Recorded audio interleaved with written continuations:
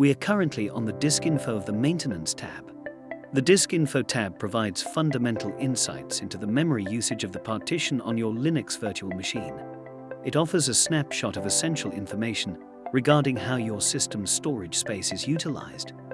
In this section, you'll find details such as the total storage capacity, the amount of space currently in use, and the available free space.